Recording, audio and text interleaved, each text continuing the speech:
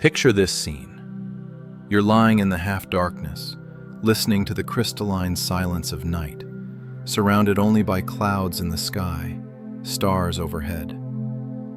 Now imagine that all your confidence in human history is merely the final chapter in an infinitely vast book. Our book. Earth's book, which is 4.5 billion years old. We learned in school that everything began with us. Mesopotamia, Egypt, cities, technology, writing. All of this supposedly represents the first and only civilization in the planet's history, from ancient farmers to the modern world. The line seemed complete and finished. But what if this story is too narrow?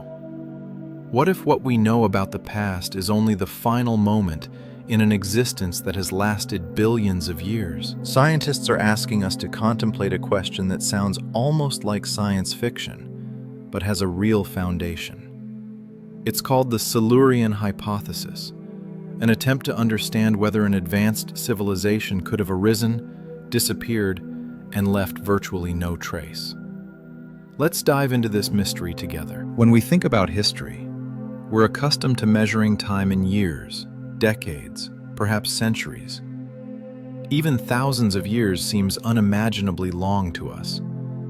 But geology operates on completely different scales. Geologists don't count in years, they count in millions of years.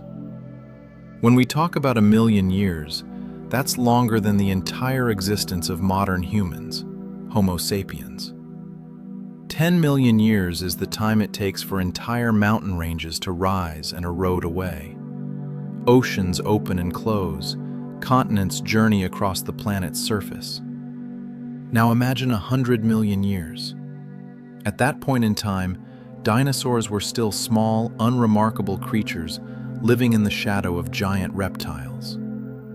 And that's still not very far back if you're counting from Earth's formation. Our planet formed approximately 4.5 billion years ago. Let's use a visual trick that helps grasp this abyss of time. Imagine that all of Earth's history is a single day, beginning at midnight and ending at midnight the following day. Earth forms at midnight as a scorching, chaotic world. The first hours are hellish depths with liquid lava and boiling oceans. Only by 4 in the morning does the first life appear. Simple bacteria, algae, microscopic organisms. All day long they remain alone, tiny and invisible. Only closer to evening, somewhere around 10 at night, do dinosaurs appear. Those enormous reptiles that will reign over the planet for entire hours by our measure of time. Then, literally seconds before midnight, they vanish. A cosmic impact, climatic shifts, geological transformations, and mammals take their place. And humans appear in the final fraction of a second. Everything we call history, cities, empires, wars, art, science, all of it fits into the last milliseconds before the clock strikes midnight. This means that Earth has lived through entire epochs, entire world eras, in which completely different stories could have unfolded. Millions of years during which incomprehensible ecosystems developed, species were born and went extinct, entire worlds of life emerged and disappeared. And we look at this abyss of time and ask, could a story of another civilization have passed through it? A story long forgotten, buried under layers of stone and sand. The answer to this question depends on what we're willing to acknowledge about the nature of intelligence and civilization. We're accustomed to thinking of intelligence as something unique, rare, almost miraculous, as if it's a gift that evolution bestowed only on us, humans. But if we look at this through the eyes of an evolutionary biologist, the picture is completely different. Intelligence is simply a survival strategy. It was created by evolution just as it created wings, shells, or plant roots. And if evolution created wings dozens of times in insects, in birds, in bats, then why should we believe that intelligence arose only once? Look at the history of life on Earth. Eyes appeared several times independently. Flight was invented by nature multiple times. Group behavior, social structures, even tool use. We see all of this in the most diverse species, from octopuses to apes, from wolves to ravens. Dinosaurs ruled the planet for more than 150 million years. That's twice as long as the entire existence of mammals. During this enormous span of time, amazingly complex creatures developed. Some of them were social, some showed behavior that we would call adaptive. Why are we so certain that among this infinite diversity of life, intelligence never manifested before us? Perhaps in some branch of evolution, in some epoch when Earth looked completely different, when continents were in other places, when the climate was entirely different. Perhaps there, intelligence emerged, non-human intelligence. Perhaps completely different, perhaps based on entirely different biological principles. And this civilization existed, built, discovered, possibly even reached a level of technological development. And then, like many species before and after, it disappeared. The question is only whether we can understand this, whether we can know if it happened. Here we encounter the greatest problem. Deep time speaks in the language of silence. When we look at Earth's past, we see silence. Vast intervals of time during which almost nothing remains except thin layers of stone and barely distinguishable chemical traces. Let's talk about how time works in geology. Millions of years can pass without any obvious trace. Life develops, creatures are born and die, entire ecosystems rise and fall. But if you look at the rock, you'll see only a layer of boring gray stone, perhaps with barely noticeable differences in color or texture. Fossils, which we often imagine as something widespread, are actually a rare myth. For an organism to become a fossil, a precise sequence of events must occur. It must die in the right place, quickly buried in sediment, protected from decomposition, compressed by layers of earth. Even with all these conditions, most life that has ever existed never leaves a trace. Entire ecosystems, entire eras of life disappear into the silence of deep time, leaving us only fragments. Now imagine a civilization abandoned to the same silence. Our modern civilization is built from materials not designed to last millions of years. Wood rots, metal rusts, concrete cracks and crumbles, glass shatters and returns to sand. Even plastic, which we consider almost indestructible, eventually degrades under sun and pressure. Even such durable materials as stone and ceramics ultimately succumb to erosion, burial, transformation. If we're talking about periods of hundreds of millions of years, then even rocks are finally erased. Mountain chains grow and disappear. Once solid cliffs become sand, then sedimentary rocks, then rocks again. It's an eternal cycle. So if a civilization existed millions of years ago, its traces wouldn't look as we'd expect. We won't find cities, roads, machines.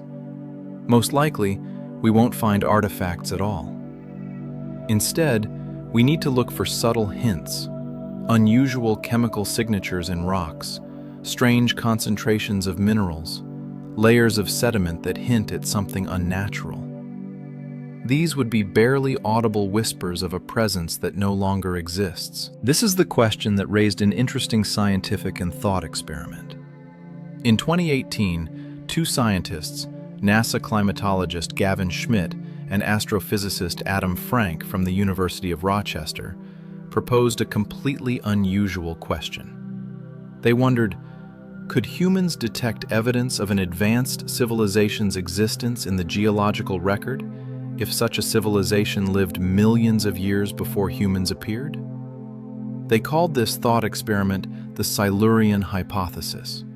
borrowing the name from a fictional reptilian species from the science fiction series Doctor Who. The name was chosen as wordplay, but the question itself was completely serious. The Silurian hypothesis doesn't claim that another civilization actually existed. It asks, how would we know if it happened? It challenges our understanding of what traces industrial societies leave and how long these traces can persist. The researchers pointed out that even our own modern world, filled with cities, factories, and technology, might not be so easily detectable in the distant future. Given sufficient time, evidence of our presence could become extremely subtle and barely perceptible. What they proposed is not searching for direct artifacts, ruins, tools, or machines, because such objects are unlikely to survive millions of years. We need to look for signals in geology. Industrial activity, for example, alters the composition of the atmosphere and soil. Burning fossil fuels has already left a distinct chemical fingerprint in the carbon cycle. Plastic pollution has spread into oceans and sediments worldwide, embedding synthetic materials into Earth's layers. Production of certain metals and radioactive isotopes also leaves unusual concentrations in the environment. The key idea is that civilization doesn't just build, it changes its environment. And some of these changes can leave long-lasting marks. For instance, a sudden spike in carbon levels combined with mass extinctions or unusual sediment layers could hint that something dramatic happened, something unexplainable by natural processes alone. If we discovered such anomalies in very ancient rocks, it could raise questions about whether they were caused exclusively by natural events or by the activity of an intelligent species. But here's the catch. Earth has experienced many events that left signatures similar to those created by humans. Powerful volcanic eruptions, asteroid impacts, climate shifts. All of them leave chemical and geological traces. Untangling natural causes from potential artificial ones would be extremely difficult, especially when the evidence is hundreds of millions of years old. This doesn't mean we'll ever find evidence of a non-human civilization, but it means the question is valid, and it shifts our perspective. It reminds us that we're not necessarily the first or only intelligent society possible on Earth. The planet is old enough, and time erases enough, that we cannot completely rule out the possibility. One of the clearest patterns in Earth's history is extinction. Species arise, flourish, and then disappear. Some vanish gradually, giving way to others better adapted to changing conditions. But sometimes, losses come suddenly in catastrophic waves that sweep away most life at once. These mass extinctions mark boundaries between entire geological eras. They remind us that stability is temporary and that the planet has reset its ecosystems many times. The most famous extinction occurred 66 million years ago when an asteroid crashed near what is now the Yucatan Peninsula. The impact triggered fires, blocked out the sun, and destroyed food chains. Almost all large dinosaurs disappeared, along with countless other species. In their absence, mammals expanded their range and eventually occupied the niches left behind. Without this catastrophe, humans might never have appeared. But that wasn't the only great extinction. About 252 million years ago, the Permian extinction eliminated approximately 90% of all species. The causes are still debated, but massive volcanic eruptions, climate changes, and shifts in ocean chemistry seem to have played their role. This was the most severe known extinction, completely reformatting Earth so that life needed millions of years to recover. If we ask whether another civilization could have existed before us, these extinctions take on new significance. A mass extinction would be the perfect eraser. If an intelligent species had reached a high level of development, a global catastrophe could have ended them suddenly, destroying not only the species, but also much of the environment in which they lived.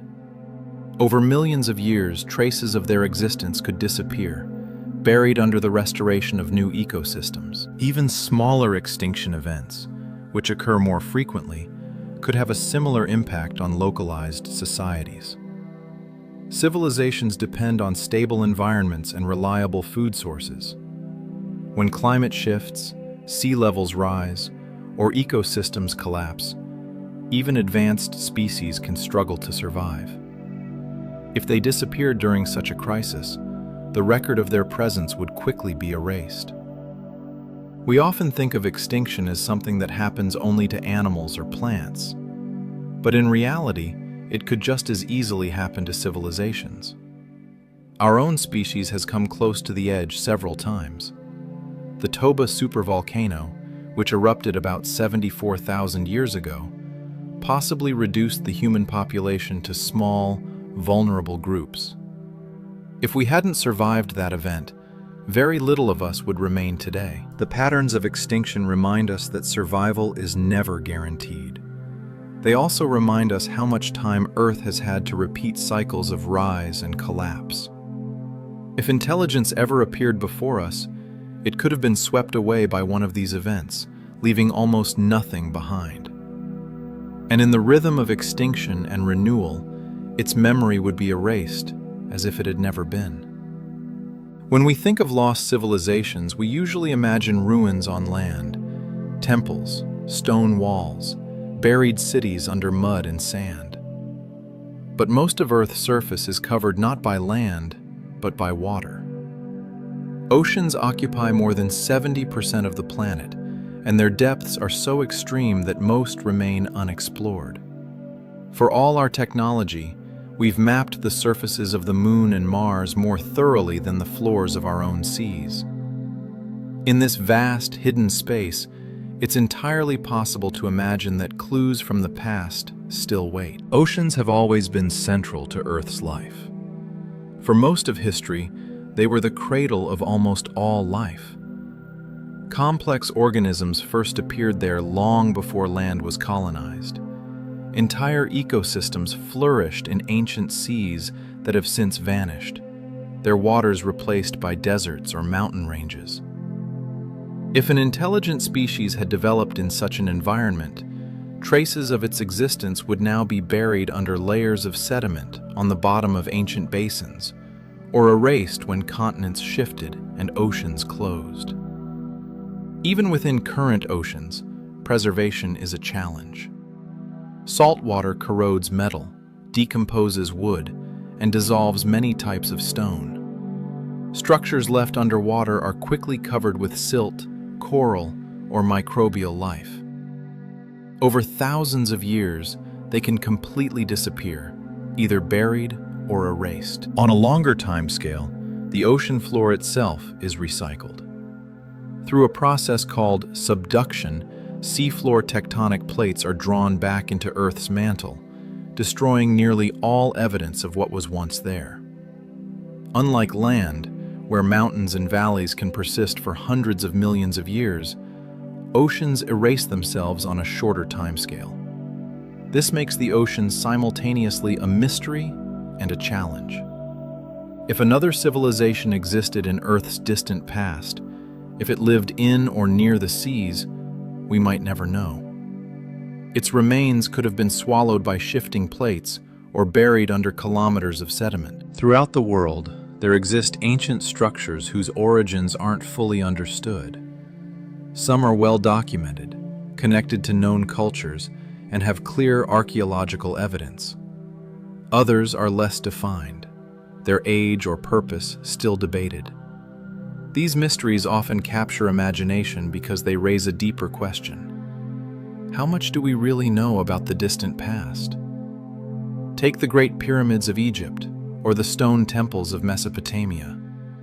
They're well within recorded history, but even so, details of how they were built remain subjects of debate. Going further back, structures like Göbekli Tepe in modern Turkey shift our timelines of civilization earlier than many once thought. Dated to approximately 11,000 years ago, It was built by societies that hadn't yet developed agriculture as we typically understand it. Its existence suggests that organized construction and symbolic architecture began much earlier than we expected. Then there are more controversial sites. Off the coast of Japan near Yonaguni lies a massive underwater formation of terraces and steps. Some geologists claim it's a natural feature formed by erosion. Others suggest it could have been modified by human hands thousands of years ago when sea levels were lower. Similar debates surround submerged structures reported in the Gulf of Kambat in India, or alleged ruins off the coast of Cuba. In each case, evidence isn't clear, leaving room for speculation. Even on land, there are mysteries. In South America, massive stone structures like those at Sacsayhuaman in Peru display blocks fitted with such precision that not even a blade can pass between them. While most archaeologists agree this was the work of skilled human builders using techniques we don't fully understand, such examples fuel questions about whether ancient people possessed knowledge that has since been lost. For those wondering about non-human civilizations, these sites often serve as starting points. If our own species left behind such enigmatic structures just a few thousand years ago, could there exist much more ancient traces, now hidden or eroded beyond recognition? Of course, caution is required.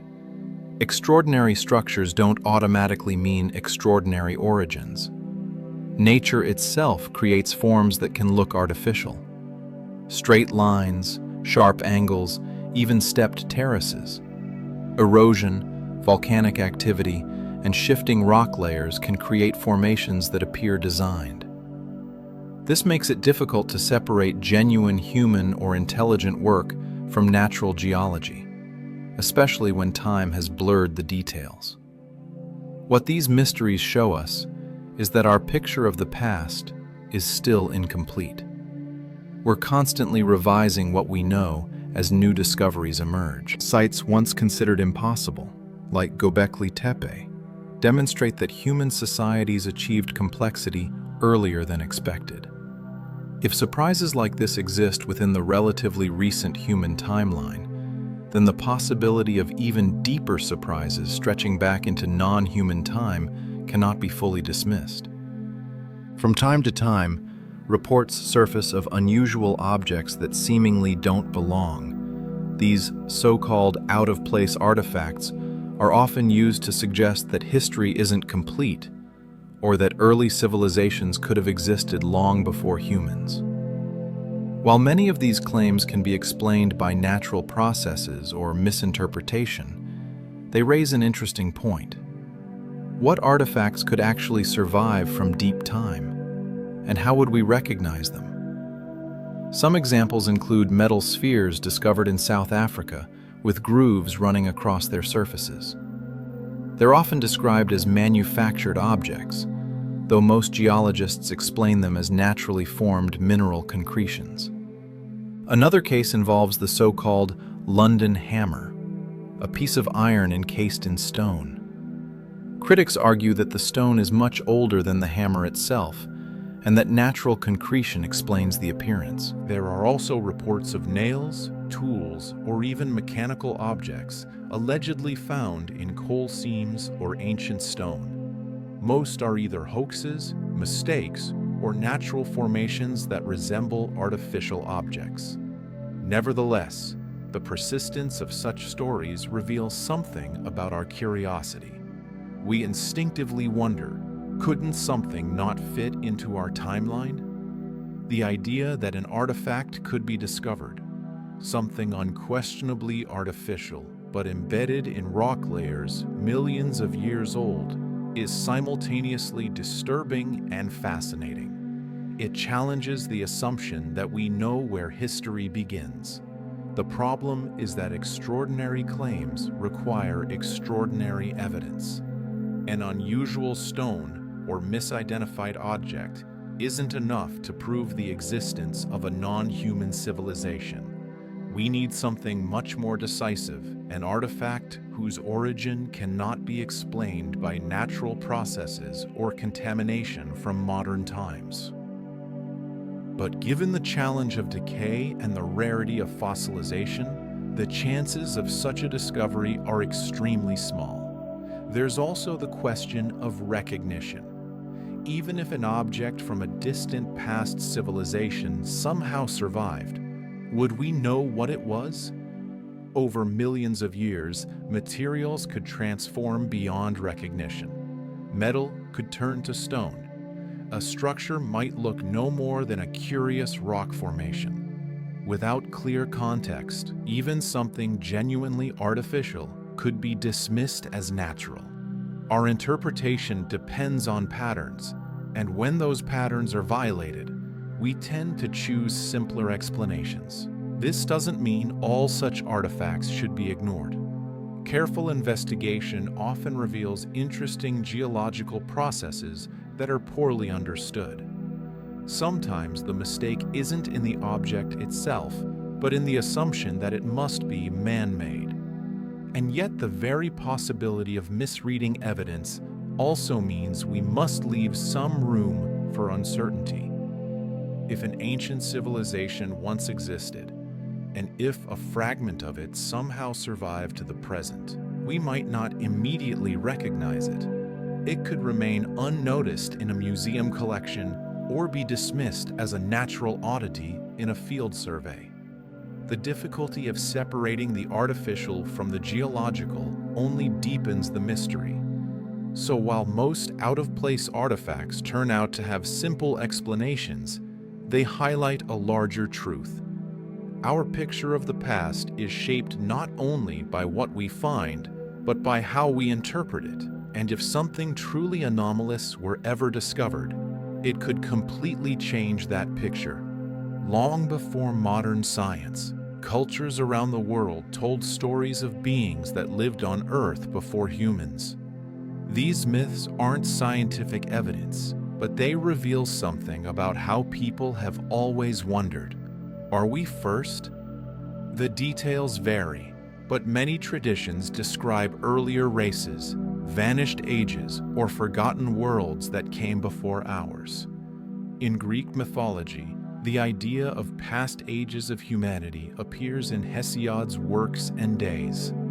He described a sequence of ages: the Golden Age, when humans lived in harmony; the Silver Age, when they began to decline; the Bronze Age, full of warriors; and finally the Age of Heroes, leading to the present. Each earlier age ended, replaced by another, as if civilizations rise and fall cyclically. Though mythical, the concept reflects a sense that history isn't linear, but layered. Hindu traditions describe vast cycles of time called yugas. Each yuga represents a stage of decline, with earlier ages marked by greater wisdom and power, and later ages by corruption and weakness. These cycles stretch back across spans of time so immense that they dwarf human history.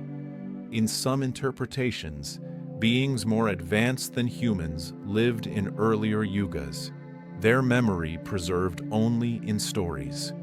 In Mesoamerican cultures, similar ideas appear. The Aztecs believed the world passed through several suns or creations, each ending in destruction. In each sun, different beings lived, giants or other forms of humans, before they were erased. By their tradition, the current sun is only the latest in this sequence. Even in more recent folklore, the idea of non-human races appears. Stories of giants or of underground peoples are found in many cultures. In some cases, these beings are described as builders of great works later inherited by humans. In others, they're portrayed as having vanished into the earth or sea, their presence remaining only as myth. From a scientific standpoint, myths cannot be taken literally as historical accounts, but they're valuable as reflections of human imagination. They show that the idea of civilization before ours isn't a new thought. It's something that has intrigued people for thousands of years. Myths preserve memory, but they also preserve possibility. When ancient peoples encountered unexplained ruins, natural formations, or simply the mystery of existence, they often filled the gaps with stories of those who came before. For those wondering about non-human civilizations, these myths sometimes serve as inspiration. Could they contain echoes of something real, distorted over time? Or are they entirely symbolic, expressing cycles of nature, morality, and human decline? Both interpretations are possible. Myths aren't meant to be precise records, but they often carry fragments of observation woven into narratives. What they remind us, above all, is that humans have always felt that the world is older than us. We've always suspected that others might have walked here first, even if only in imagination. Whether as cautionary tales, spiritual cycles, or fragments of memory, myths of non-human beings invite us to consider that our place in history may not be as singular as we often believe. When we step back and consider the full history of Earth, one of the most striking things is simply how much time passed without us. Humans in their current form have existed only about 300,000 years. Civilization as we know it, agriculture, cities, writing, emerged less than 10,000 years ago, yet Earth is 4.5 billion years old.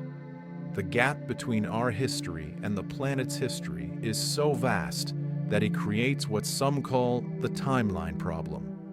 If life has existed for billions of years, why do we assume intelligence appeared only once and only recently?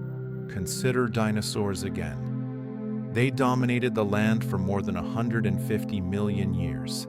By comparison, all of human history is nearly invisible at this scale. During that enormous span, countless species evolved, thrived, and disappeared. Could intelligence have developed in one of these branches? Could there have been rises and falls that we no longer detect? Even before dinosaurs, there were other great epochs. The Carboniferous period, more than 300 million years ago, saw enormous forests and giant insects thriving in an oxygen-rich atmosphere. The oceans housed countless evolutionary experiments, some lasting longer than mammals have been on land. Each of these worlds continued for millions of years, creating opportunities for intelligence to emerge. But we treat all this time as if it were simply waiting for us. The problem becomes clearer when we understand how easily traces of the past are lost. Our own species has covered the planet with structures, machines, and networks. Yet, if we disappeared today, how much of this would still be visible in 10 million years? Almost nothing. Earth's surface is constantly renewed. Rocks are recycled, mountains are raised and eroded, and oceans consume coastlines. In 100 million years, even the continents themselves will look different. This means that if another civilization truly existed, its traces could easily have been erased or hidden beyond recognition. The absence of evidence doesn't prove absence. It may only reflect the sheer difficulty of preserving anything over such enormous spans of time. The timeline problem isn't about proving that others existed, but about recognizing how much time was available for the possibility. It's a humbling thought. We often think of civilization as the pinnacle of evolution, a unique achievement that sets us apart. But when measured against the planet's deep history, it may be just one event among many possibilities. We happen to be the most recent, but perhaps not the first. If an ancient civilization ever lived on Earth, long before humans, what traces would we expect to find today? It's tempting to imagine clear evidence, ruins, tools, or machines. But as we've seen, deep time erases almost everything. What might remain would be subtle, often unrecognizable, and easily overlooked. The first place to look isn't artifacts, but chemistry. Civilizations alter their environment. Our own industrial age has already changed the atmosphere, soil, and oceans in ways that could leave detectable traces for millions of years. For instance, a sharp shift in carbon isotopes would tell future geologists that something unusual happened during our time. If a civilization existed in the distant past, it might have left similar signals. Sediment layers could show sudden, unnatural changes in carbon, nitrogen, or other elements. Another potential marker would be unusual materials. Modern societies create substances that don't appear naturally, such as plastics, refined metals, and synthetic chemicals. Some of these eventually degrade, but others could leave long-lasting residues in rock layers. If an earlier civilization created its own unique materials, their traces might still exist, though identifying them through millions of years would be extremely challenging. Fossils are another possibility, though rare. If intelligent beings left behind large populations, some skeletal remains might have fossilized, but without context, they'd likely be interpreted simply as another extinct species. Unless bones showed clear adaptations for tool use or other unusual features, we might not even recognize them as evidence of intelligence. As for structures, the chances are even slimmer.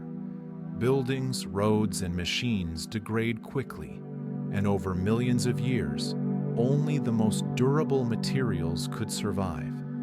A few fragments of stone or ceramics might persist, but they could easily be mistaken for natural formations. Even if something larger survived, it would likely be buried under layers of rock, hidden from view. There's also the question of scale. Not all civilizations would leave the same footprint. Our industrial society has transformed the planet in visible ways, but not all civilizations need look like ours. An intelligent species might have lived in harmony with its environment, leaving far fewer traces. Or it might have developed technologies that relied on materials less likely to survive. If so, even fewer signs would remain for us to discover. What remains, then, is less likely to be obvious artifacts and more likely to be subtle geological or chemical clues. Small anomalies in rock layers, unusual concentrations of certain elements, or unexplained climatic shifts could be the only surviving evidence. These are easy to miss, and even when noticed, they're usually explained by natural causes. Volcanic eruptions, asteroid impacts, and climatic cycles can leave similar patterns. Distinguishing artificial causes from natural ones would be nearly impossible without direct artifacts. So if others were here, what remains? Perhaps very little, perhaps nothing we would recognize. Earth is skilled at erasing its own history, and deep time leaves only fragments. If a non-human civilization existed, the traces are dim, scattered, and hidden, waiting for someone to notice that they don't quite fit the story we tell. If civilizations could rise and disappear in Earth's deep past, the question becomes how we might detect them. Scientists who study this possibility aren't looking for ruins or artifacts in the traditional sense. Instead, they focus on patterns, signatures, and anomalies. subtle signs that something unusual happened long ago. The problem is that natural processes often create similar signals. So the work is less about finding proof and more about asking whether what we see could have another explanation. One approach is studying the chemistry of sediments and rocks. Layers of mud and ocean deposits capture snapshots of the atmosphere and environment at different times. By examining carbon isotope ratios, scientists can tell when sudden shifts occurred, such as events of rapid warming. Usually, these are explained by volcanic activity or asteroid impacts. But if a shift were found that didn't fit natural causes, it could suggest something else. Industrial activity, perhaps, or widespread fuel burning. Another method is looking for unusual materials. Human industry has spread plastics, synthetic chemicals, and refined metals across the globe. Some of these may survive as microscopic traces in sediments for millions of years. Scientists ask what future geologists would think if they discovered such layers without knowing we were here. Would they recognize them as artificial or mistake them for rare natural events? This question helps frame how we might evaluate unexplained patterns from the distant past. Radiation is yet another possible clue.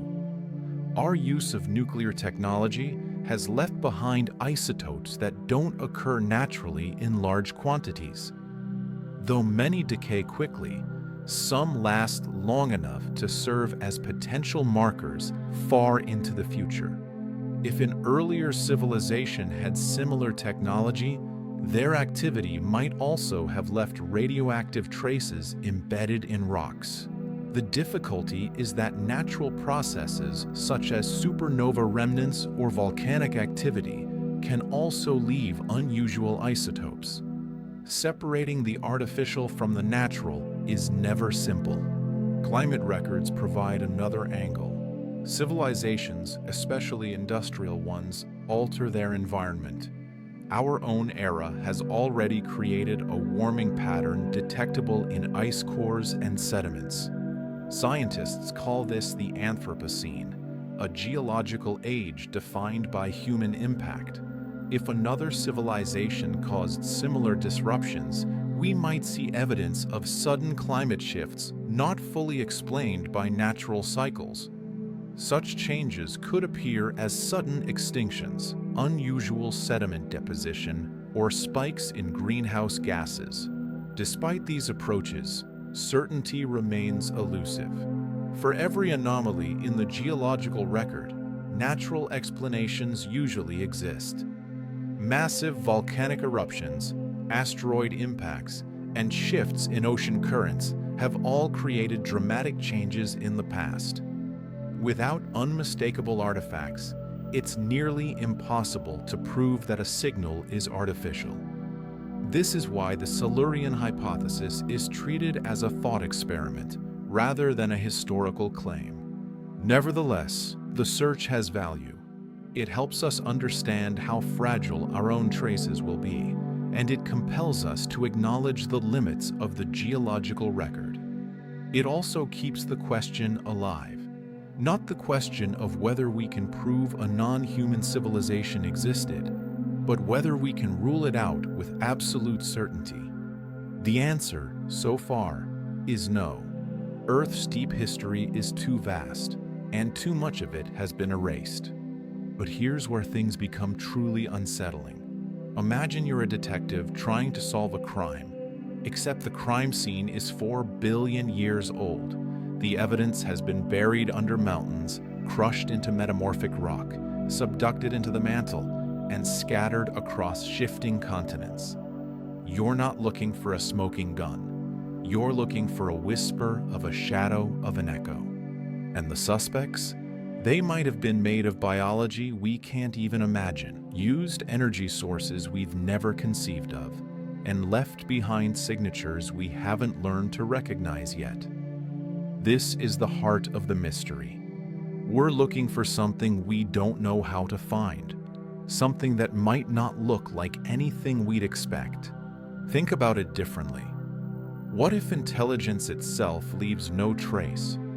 What if a civilization chose not to build cities or burn fuels? What if they existed in perfect equilibrium with their ecosystem, taking only what they needed, leaving no scars? Such a civilization would be invisible to us. No chemical signatures, no unusual isotopes, no mass extinctions. Just a period of time where life continued as it always had, except with minds observing it, understanding it, perhaps even guiding it. We would never know they were there. This possibility is both beautiful and terrifying. Beautiful because it suggests that intelligence doesn't have to be destructive. Terrifying because it means we could be wrong about everything. Our entire search strategy is based on the assumption that civilization looks like us, that it's industrial, extractive, transformative. But what if that's just one path among thousands? What if intelligence can emerge in forms that leave Earth untouched, that work with nature rather than against it? If so, the absence of evidence isn't just about time erasing traces. It's about us looking in the wrong places for the wrong things. We're using our own reflection as the only mirror, and that might be the greatest limitation of all. And this brings us to something profound, something that changes the entire way we should be thinking about this question. We've been asking, were there others before us? But perhaps we should be asking, what does it mean to be first? What does it mean to be alone? Because even if we never find evidence of another civilization, even if we search every rock layer and every chemical signature and find nothing, the mere possibility changes us. It changes how we see ourselves. It humbles us. It reminds us that the universe doesn't revolve around humanity, that Earth's story is bigger than our chapter, and that existence itself might be far stranger and more diverse than we've dared to imagine. Let's shift perspective entirely now. Forget everything we've discussed about looking for traces, about chemical signatures and geological anomalies. Let's talk about what we know is coming, what we can see with absolute certainty. Let's talk about us.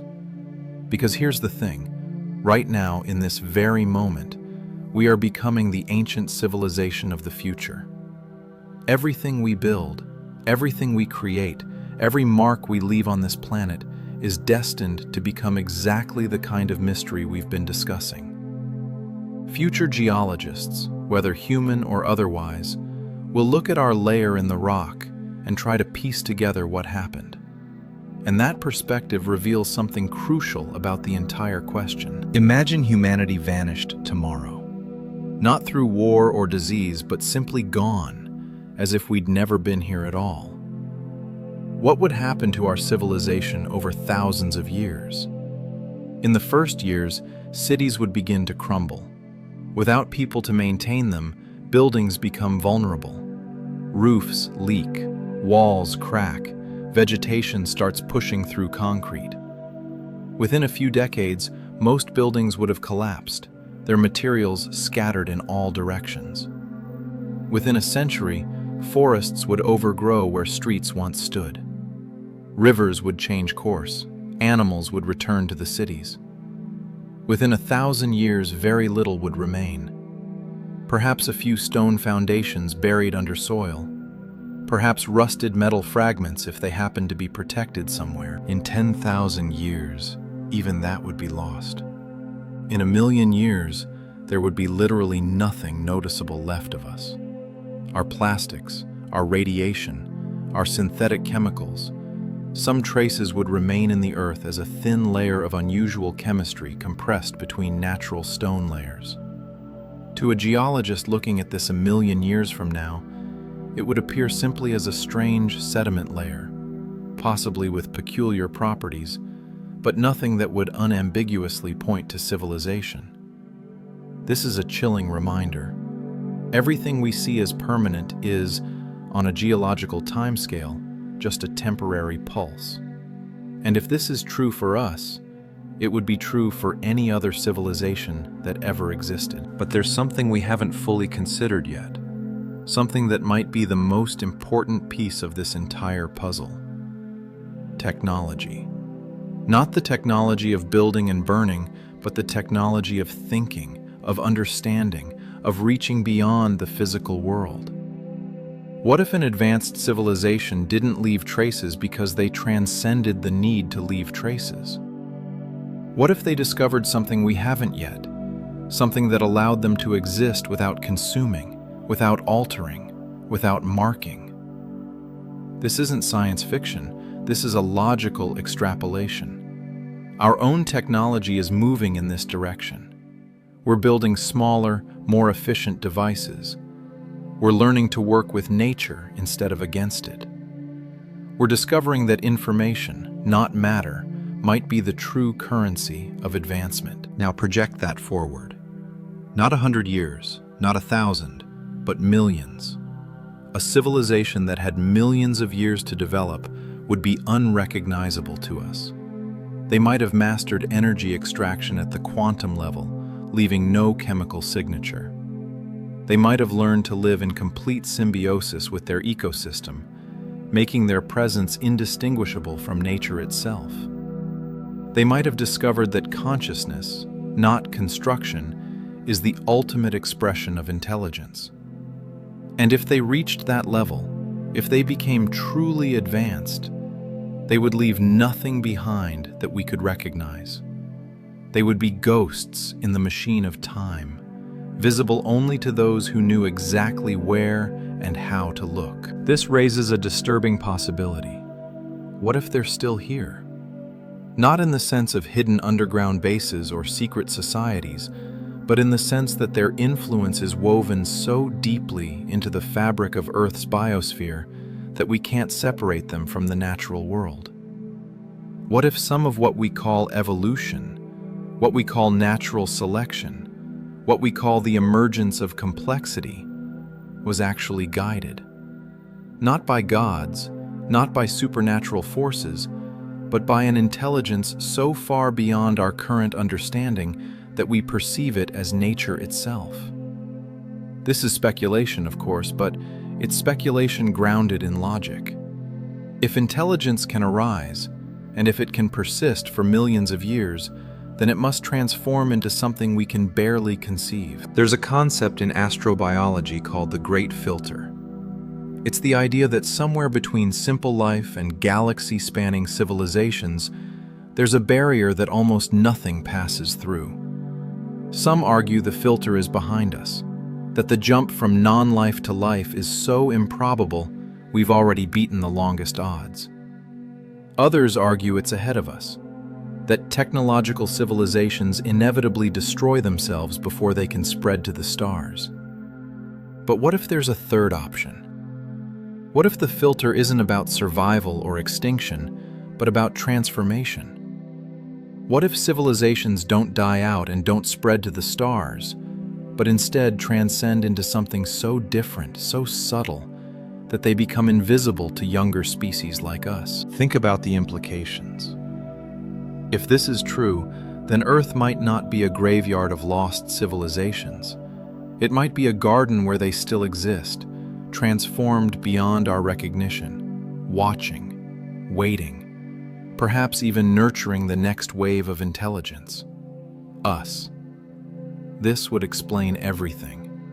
The absence of obvious traces, the sense that something is missing from the geological record, the feeling that the universe should be teeming with life but appears empty. They're not gone. They're just playing a game we don't yet understand, operating on a level we can't yet perceive. But let's return to firmer ground, to what we can actually observe and measure. Let's talk about the signatures that would survive, the markers that couldn't be completely erased no matter how much time passed. Because there are some. Carbon isotopes, as we mentioned, tell stories. When you burn fossil fuels, you're releasing carbon that was locked away millions of years ago. That carbon has a different isotopic signature than fresh carbon. It's like a fingerprint. Our industrial revolution has already left this fingerprint in the geological record. Future scientists will see a sudden spike in a specific carbon isotope ratio right around the year 1800, and that spike will persist for millions of years. It's our mark, our signature, proof that we were here and that we changed things. If another civilization existed and used fossil fuels, they would have left the same mark. A spike in carbon isotopes at their time period, then a return to baseline after they disappeared. The question is, have we found such spikes? And the answer is complex. We've found many sudden changes in carbon ratios throughout Earth's history.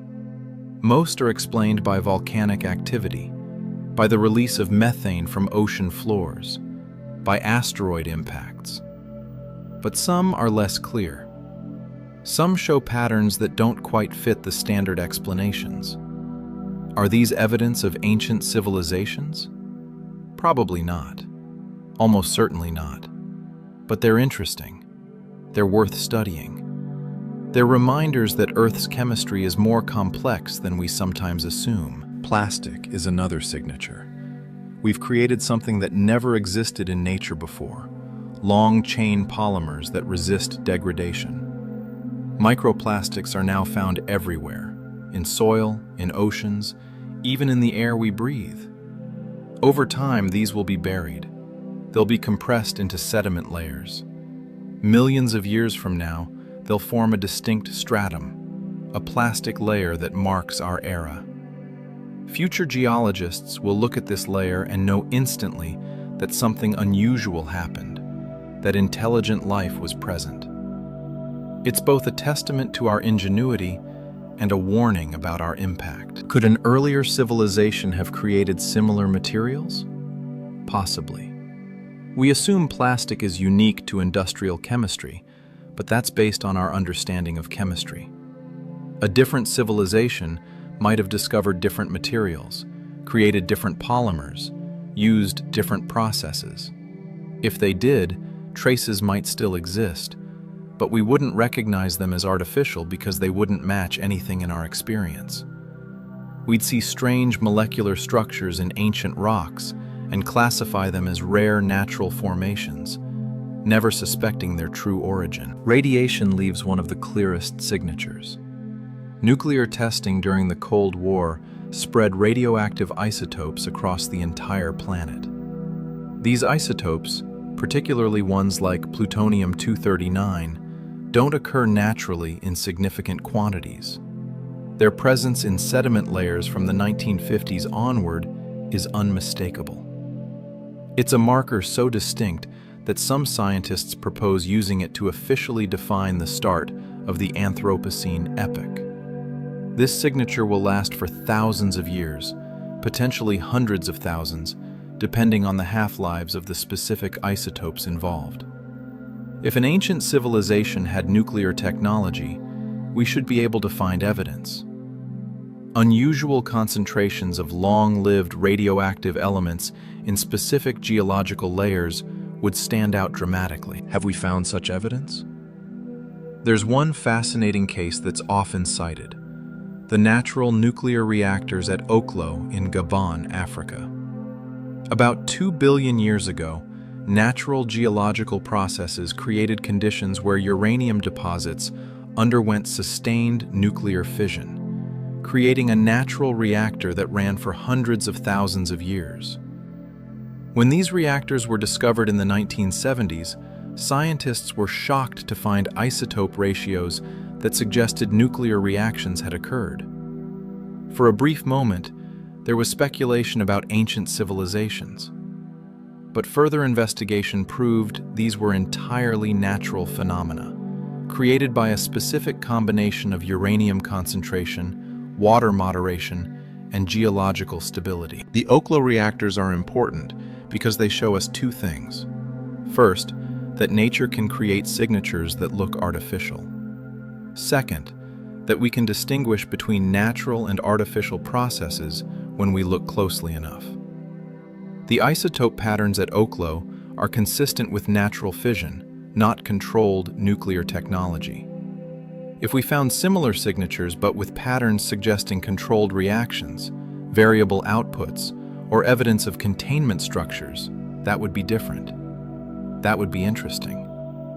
So far, we haven't. Mass extinctions provide another angle for investigation. Earth has experienced 5 major mass extinctions and numerous smaller ones throughout its history. Each has a cause, or at least a suspected cause. The Cretaceous-Paleogene extinction that killed the dinosaurs was caused by an asteroid impact. We have the crater and the iridium layer to prove it. The Permian extinction, the worst of all, is attributed to massive volcanic eruptions in Siberia that released enormous amounts of carbon dioxide and triggered runaway climate change.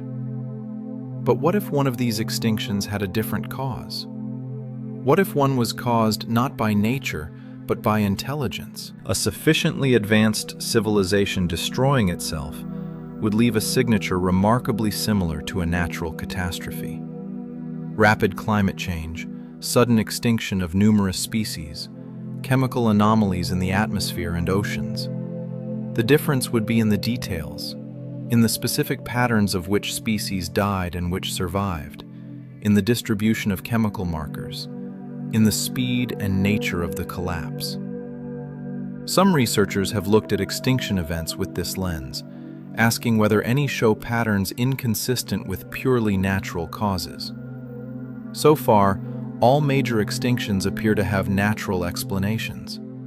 But the fact that we're asking the question shows how seriously we're taking the possibility. Consider the Younger Dryas, a period of rapid cooling that occurred about 12,900 years ago, right at the end of the last ice age.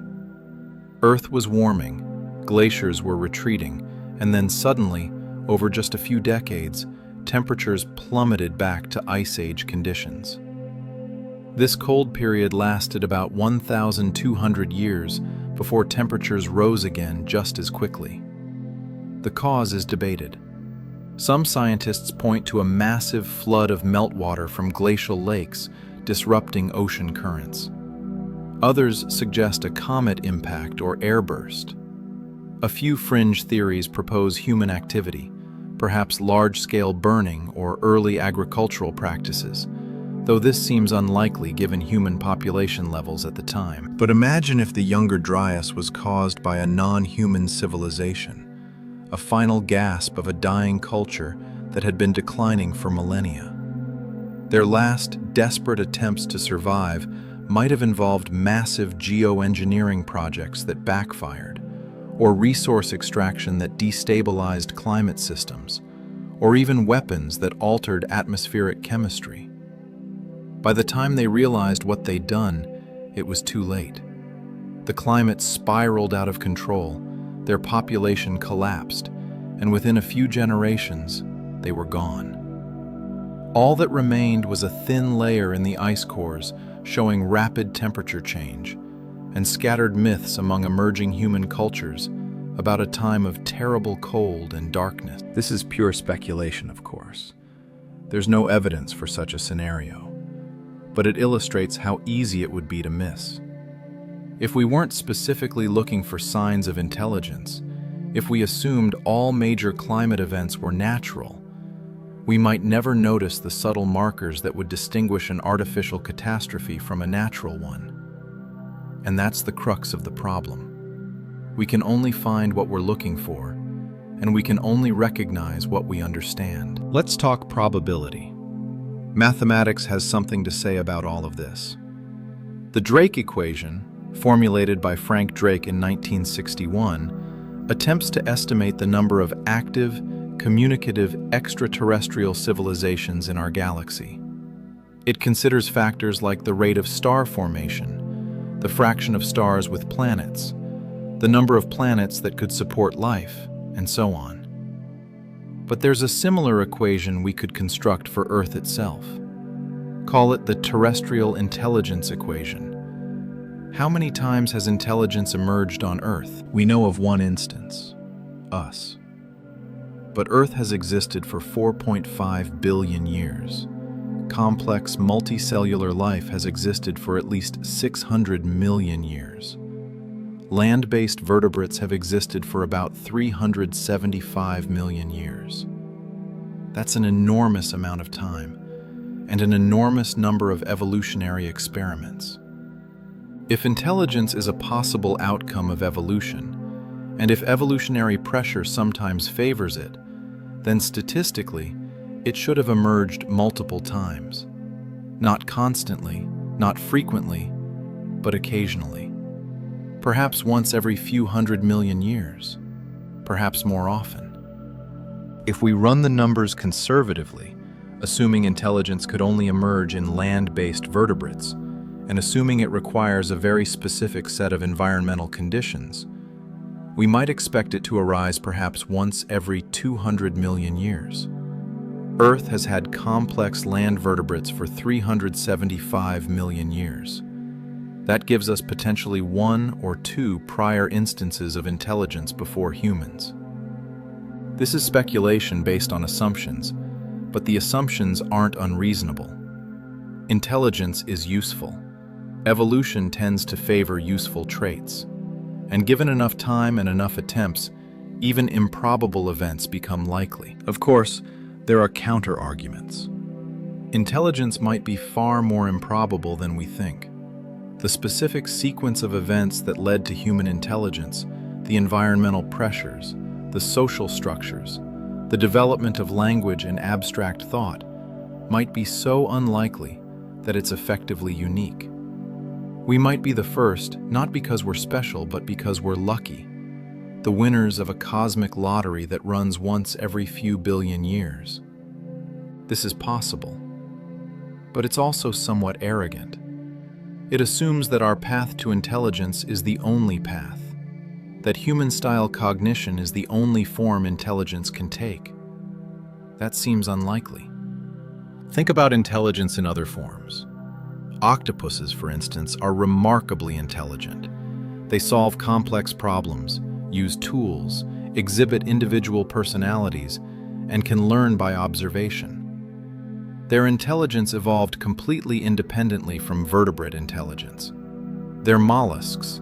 Their last common ancestor with humans lived over 600 million years ago, and yet they developed sophisticated cognition. This proves that intelligence can arise through different evolutionary paths. Now, octopuses have limitations. They're short-lived, typically only a few years. They're solitary. They don't build societies or pass knowledge between generations. But these are constraints of their specific biology, not constraints on intelligence itself. Imagine an alternate timeline where some ancient cephalopod species developed longer lifespans and social structures. Perhaps they lived in large colonies, working together to build shelters, hunt cooperatively, and protect their young. Over millions of years, they could have developed increasingly sophisticated behaviors, eventually reaching something we might recognize as civilization. It would look nothing like human civilization. No fire, since they lived underwater. No metallurgy, no agriculture in the traditional sense. But they might have cultivated algae farms, domesticated smaller sea creatures, built structures from coral and stone, even developed forms of communication complex enough to transmit abstract concepts. This isn't impossible, it's merely different, and that's the key insight. When we search for ancient civilizations, we're biased toward finding ones that look like us. We look for evidence of fire, of metal smelting, of agriculture, of cities built on land. But what if a civilization arose in the oceans? What if it never discovered fire because it didn't need to? What if its technology was biological rather than mechanical, using living organisms the way we use machines? Such a civilization would leave completely different traces, traces we might not recognize even if we found them. We'd see unusual distributions of certain marine species, unexplained modifications to reef structures, perhaps genetic evidence of selective breeding in ancient organisms. But would we interpret these as signs of intelligence? Probably not. We'd find natural explanations because that's what we're trained to do. There's something deeply unsettling about this line of reasoning. It suggests that evidence could be all around us, hidden in plain sight, and we'd never know. Every time we examine an ancient fossil, every time we analyze a rock formation, every time we study extinction patterns, we're potentially looking at the remnants of civilizations and seeing only nature. The veil isn't a lack of evidence, it's a lack of recognition. And that veil might be permanent. We might never develop the conceptual framework needed to see what's really there.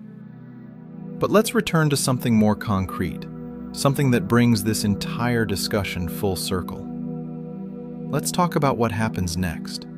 Because regardless of whether ancient civilizations existed, regardless of whether we ever find evidence, the question itself has already changed us. It's changed how we think about Earth, about time, about our place in the cosmic story.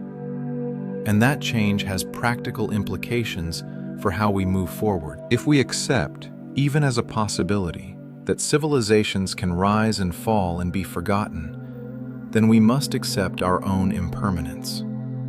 We must accept that everything we build, everything we create, everything we believe will last forever, is actually just a brief moment in geological time. This should terrify us, but it should also motivate us.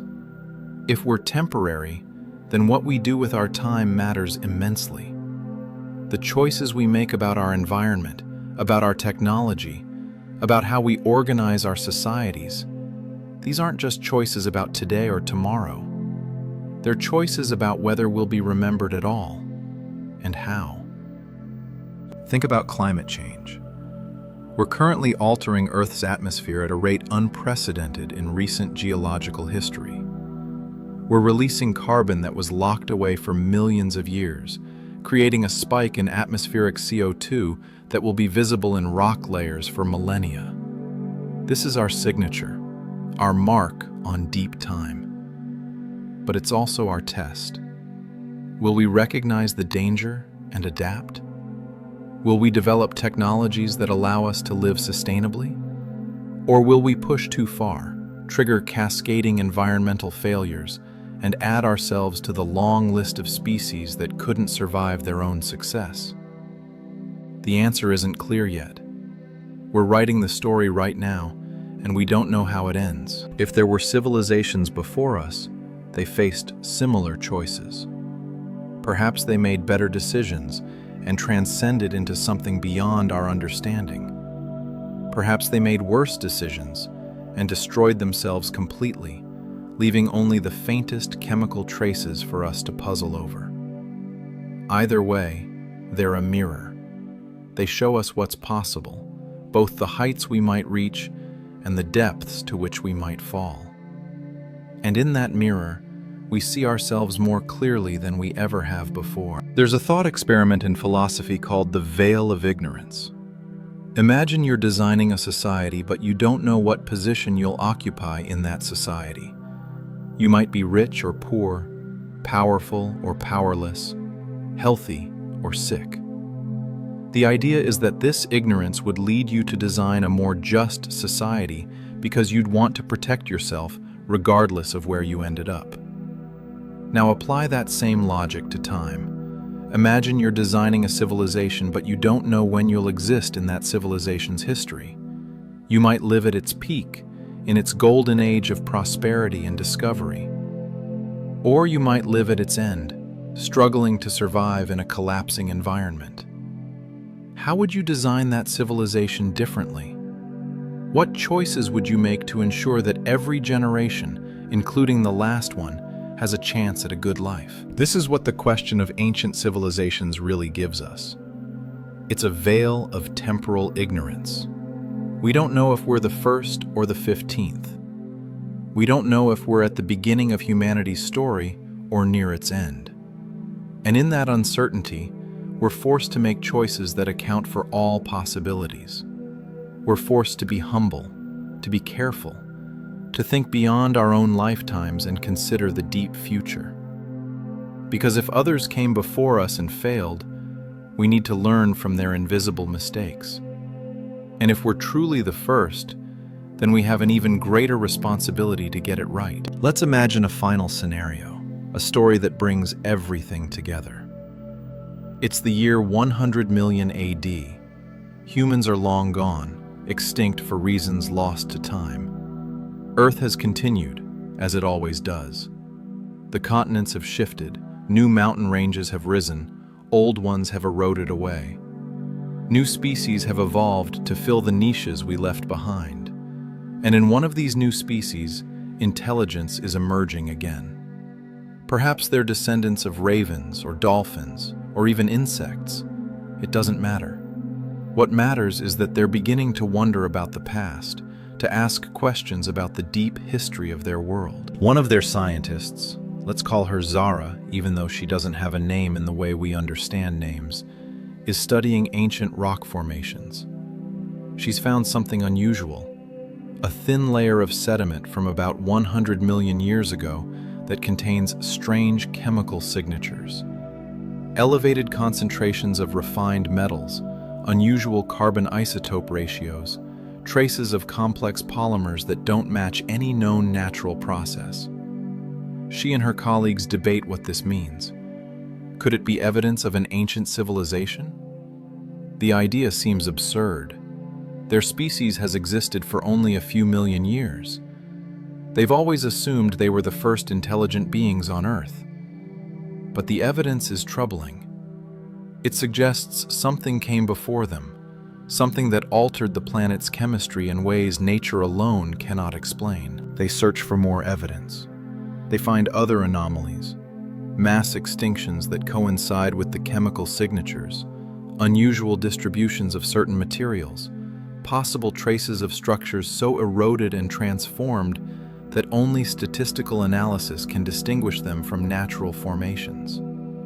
Slowly, reluctantly, they begin to accept the conclusion. They weren't the first. Something came before them, rose to great heights, and then vanished so completely that barely any trace remains. This discovery changes everything for Zara's species. It humbles them, makes them realize their place in a much longer story. But it also teaches them. They study the patterns of the ancient collapse, trying to understand what went wrong. They see evidence of rapid climate change, of environmental degradation, of a civilization that grew too fast and consumed too much. And they make a choice. They decide to be different. They develop technologies that work with nature rather than against it. They limit their population, manage their resources carefully, think in terms of millions of years rather than quarterly profits. They survive not because they're smarter than us, but because they learned from our mistake. This is the ultimate value of asking whether we're first. Not the answer, but the question itself. Because the question forces us to think about legacy, about consequence, about the deep time that extends far beyond our individual lives or even our species' existence. It forces us to realize that we're part of something much larger than ourselves, a story that began billions of years ago and will continue billions of years into the future. And in that realization, we find both humility and purpose. As you lie here in the darkness, let these thoughts settle over you like a blanket. The universe is vast, time is deep, and we are small. But we're also significant. We're conscious beings capable of understanding our place in the cosmos, capable of making choices that echo through the ages. Whether we're the first intelligent species on Earth or the latest in a long line, we have a responsibility. A responsibility to be good ancestors to whatever comes after us, to leave the world better than we found it, or at least to leave clear warnings about the mistakes we made. The question of ancient civilizations may never be answered definitively. The evidence is too thin, the time too vast, the challenges too great. But that's okay. Some questions are valuable not because of their answers, but because of how they change us by asking them. This is one of those questions. It's expanded our perspective, deepened our humility, and reminded us that history is longer and stranger than we ever imagined. And in a way, that's enough. Because whether or not others walked here before us, we're here now. This is our moment, our chapter in Earth's endless book. What we write in these pages will determine whether future beings, millions of years hence, will find traces of a civilization that understood its place in deep time and acted accordingly, or just another thin layer of unusual chemistry, a brief spike of complexity in an otherwise natural world. The stars above us have watched countless civilizations rise and fall on countless worlds. Earth itself has cycles we're only beginning to understand. We're not the center of this story. We're not even necessarily the most important chapter. But we are a chapter, and that chapter is still being written. The pen is in our hands. The question is, what will we choose to write? Will we be remembered as the species that finally got it right, that learned to live in balance with its world and with deep time? Or will we be forgotten, just another experiment that didn't quite work out, leaving behind only whispers in the stone? As sleep takes you now, let yourself float on that question. Don't try to answer it, just feel its weight, its importance, its profound implications. Feel yourself as part of deep time, a brief spark of consciousness in an ancient world, connected to everything that came before and everything that will come after. You're lying in the same darkness that covered this planet for billions of years, breathing the same atoms that dinosaurs breathed, made of the same matter that once was stars. You're a temporary arrangement of ancient materials, given the extraordinary gift of awareness. And in this moment, you're part of the eternal now that connects all of time into a single, ongoing story. Sleep well, traveler through time. Dream of ancient worlds and future ages, of civilizations that were and civilizations yet to come. Dream of an Earth that was old when we arrived, and will be old when we're gone, carrying all our stories in layers of stone too subtle to read. And know that whether we're first or last or somewhere in between, we're exactly where we need to be, doing exactly what we need to do, which is simply to exist, to observe, to wonder, and to care about what happens next. The silence of deep time surrounds you. Within it, you can almost hear the whispers of those who came before, if any did, and the hopes of those who will come after, if any will. We're all connected through the stone and the ages, through the chemistry of life and the physics of stars. And in that connection, there is peace, there is meaning, there is home. Rest now in that knowledge, and let the ancient earth carry you into dreams of time beyond measure and stories without end. There's something profoundly comforting about this perspective, isn't there? When you zoom out far enough, when you see yourself as part of a story that spans billions of years, your daily worries become smaller, not insignificant, but proportional. That argument you had, that deadline you're worried about, that uncertainty about the future, all of it is real. All of it matters to you right now. But it's also just a moment, a single breath in the long meditation of existence. And knowing that, feeling that deep in your bones, brings a kind of peace that nothing else can provide. Think about the beings who might have walked this earth before us. If they existed, they too had worries. They too faced challenges that seemed insurmountable. They too looked up at the stars and wondered about their place in the universe. And now, if they were real, they're gone. Not erased from meaning, but transformed into something else. Their atoms recycled into new forms, their energy returned to the cosmic flow. In a way, they're still here, just not in a form we can recognize. The carbon in your body might once have been part of an ancient tree in their world. The oxygen you're breathing might have been exhaled by creatures they knew. Nothing is ever truly lost. It just changes. This is the wisdom that deep time offers us. Impermanence isn't a tragedy. It's simply the nature of existence. Everything arises, persists for a while, and then transforms into something else. Stars are born and die. Mountains rise and erode. Species evolve and go extinct. Civilizations flourish and fade. And through it all, the universe continues its ancient dance, indifferent, yet somehow perfect in its indifference. We're not separate from this process. We're participants in it, expressions of it, moments of consciousness through which the universe observes itself. Imagine the Earth itself as a living entity, not in a mystical sense, but in a practical one. It breathes through its atmosphere, circulates nutrients through its oceans and soil, maintains homeostasis through countless feedback loops. We're part of that system, as much a part of Earth as trees or bacteria or ocean currents. And if other civilizations existed, they too were part of this system. Their rise and fall weren't failures. They were chapters in Earth's ongoing autobiography, experiments in complexity, attempts at understanding. Perhaps they succeeded in ways we can't measure. Perhaps their true legacy isn't in the traces they left behind, but in how they changed the trajectory of life itself, creating conditions that eventually led to us. This thought should fill you with responsibility, but also with wonder.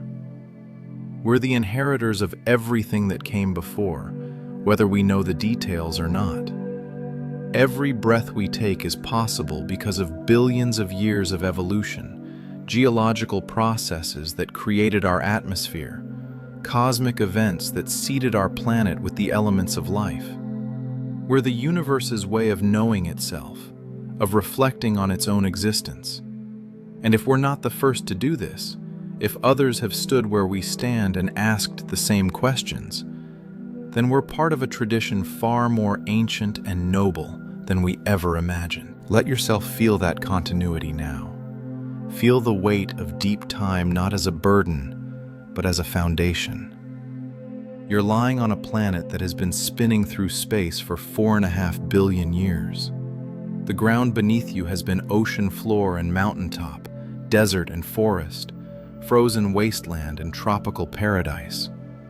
It has been walked upon by creatures beyond counting, from tiny insects to massive dinosaurs, from simple bacteria to perhaps, just perhaps, beings as intelligent as us, or more so. And now it supports you, cradles you, gives you a place to rest and dream. The question of whether we're first doesn't need an answer to be valuable. The value is in asking, in expanding our perspective, in recognizing that our story is part of a much larger narrative. Whether ancient civilizations existed or not, whether we ever find evidence or not, we've gained something precious from this inquiry. We've gained humility, wonder, and a deeper appreciation for the extraordinary gift of consciousness. We've learned to think in timescales that dwarf our individual lives, to care about consequences that will unfold long after we're gone, to see ourselves as temporary custodians of something precious and ancient. As your breathing slows and sleep approaches, let these thoughts dissolve into a gentle awareness. You don't need to hold on to them. They'll be there when you wake, transformed perhaps, integrated into your understanding in ways your conscious mind can't predict. For now, just rest in the knowledge that you're exactly where you're supposed to be, in a universe that's exactly as it should be, connected to everything through bonds of matter and energy and time that can never be broken. The ancient Earth holds you. The same forces that shaped mountains and oceans now support your sleeping form. The same atoms that once were stars now form your body and brain. You're not separate from the universe. You're a way the universe experiences itself, a brief flowering of consciousness in the eternal now. And whether others have done this before or will do it after, this moment is uniquely yours, precious and unrepeatable. Sleep now, knowing that you're part of something vast and mysterious and beautiful. The question of ancient civilizations will wait for tomorrow. Tonight, you're simply a living being on an ancient world, breathing ancient air, dreaming ancient dreams. Let the silence of deep time wash over you like a gentle tide. Let the weight of billions of years feel like a soft blanket rather than a burden. You're safe here, in this moment, in this body, on this earth that has seen everything and remembers nothing, and somehow contains it all. The stars above continue their slow dance. The planet beneath continues its endless rotation. And you, perfect and temporary, drift into sleep, carried on currents older than memory, deeper than time, as eternal as the universe itself. Rest well, dreamer. Rest in the knowledge that whether we're first or millionth, alone or part of a long tradition, this moment matters. You matter. Your consciousness, your questions, your wonder at existence, all of it is the universe waking up to itself, again and again and again. Good night. Sleep peacefully in the arms of deep time. Let the ancient world carry you into dreams where past and future merge, where all questions dissolve into pure awareness, where you're finally, completely home. The earth has held countless sleepers before you, and will hold countless more after. Tonight, it holds you, and that's enough. That's everything. Sweet dreams, traveler through time. May you wake refreshed, still carrying within you the echo of ancient worlds and the promise of worlds yet to come. Good night.